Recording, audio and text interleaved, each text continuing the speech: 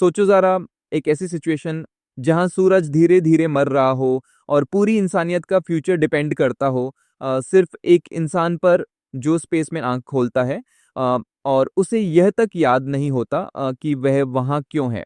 और फिर इसी डेंजरस मिशन के बीच उसकी मुलाकात होती है एक एलियन से। अब सवाल ये है, क्या प्रोजेक्ट हेल मैरी सिर्फ़ एक और साइ-फाई फ़िल्म है?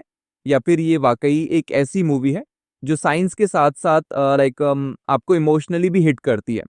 तो दोस्तों, प्रोजेक्ट हेल मैरी एक highly anticipated sci-fi space adventure film है, जो एक बहुत ही यूनिक जो डेंजरस कॉन्सेप्ट के अराउंड रिवॉल्व करती है। फ़िल्म की दुनिया में वो एक मिस्टीरियस ऑर्गेनिज़्म सामने आता है, वो कि जो स्टार्स को अफ़ेक्ट कर रहा होता है और उसका इम्पैक्ट सीधा अर्थ पर पड़ रहा होता है। सिंपल अल्फ़ाज़ में सूरज मर रहा है और अगर सूरज मर गया, तो अर्थ पर लाइफ़ का बचना एक ऑलमोस्ट इम्पॉसिबल हो जाता है। और यहीं से फ़िल्म का मेन कॉन्फ्लिक्ट शुरू होता है। ओके, और ऑनेस्टली ये प्रेमिस ही इतना स्ट्रॉन्ग है कि मूवी आपको शुरू से हुक कर लेती है।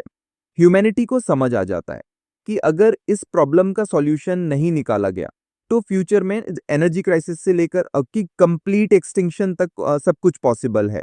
इसीलिए लाइक दुनिया के बेस्ट साइंटिस्ट मिलकर एक advanced realistic spaceship mission design करते हैं, जिसका गोल होता है इस मिस्ट्री को सॉल्व करना और अर्थ को बचाना।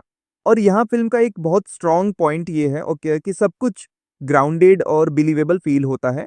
मतलब आपको जेन्युइनली लगता है कि हाँ, अगर ह्यूमैनिटी का भी ऐसे क्राइसिस में फँस जाए, तो शायद कुछ ऐसा ही हो। अब कहानी और इंटरेस्टिंग तब होती है जब हमारा मेन कैरेक्टर स्पेस में आँख खोलता है और उसकी मेमोरी मिसिंग होती है। उसे याद नहीं कि वो मिशन पर क्यों है और ये भी नहीं कि उसे करना क्या है। और यहीं से फ़िल्म में एक स्ट्रॉन्ग मिस्ट्री एंगल ऐड होता है, जो स्टोरी को सिर्फ़ साइ-फाई नहीं रहने देता, बल्कि एक सस्पेंसफुल सर्वाइवल जर्नी बना देता है।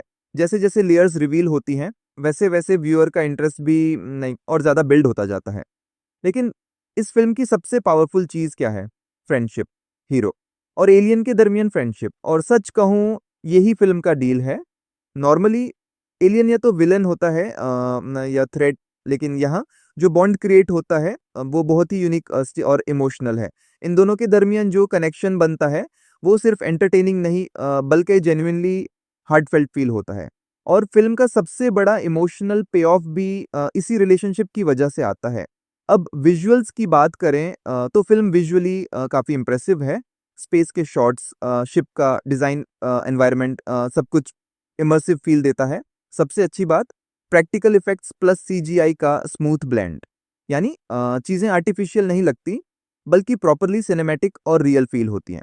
एलियन का डिज़ाइन भी बहुत चार्मिंग है और याद रह जाता है। अब बात करें रायन गॉसलिंग की, तो ऑनेस्टली फ़िल्म का बहुत बड़ा वेट उन्हीं के शोल्डर्स पर है। और अच्छी बात ये है कि वो इस रिस्पॉन्सिबिलिटी को बहुत अच्छे तरीके से कैरी करते हैं। उनकी एक्टिंग में इमोशन भी है, कन्फ्यूजन भी और रियलिज़्म भी, और इसी वजह से आप उनके कैरेक्टर के साथ कनेक्ट फ़ील करते हो। अब फ्लॉज़ की बात करें तो हाँ, फ़िल्म परफेक्ट नहीं है। सबसे बड़ा इश्यू पेसिंग।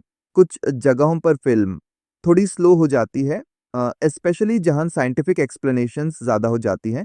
कुछ सीन्स में थोड़ा रेपिटिशन भी फ़ील होता है, लेकिन ऑनेस्टली ये फ्लॉज़ इतने बड़े नहीं हैं कि ओवरऑल एक्सपीरियंस खराब कर दें।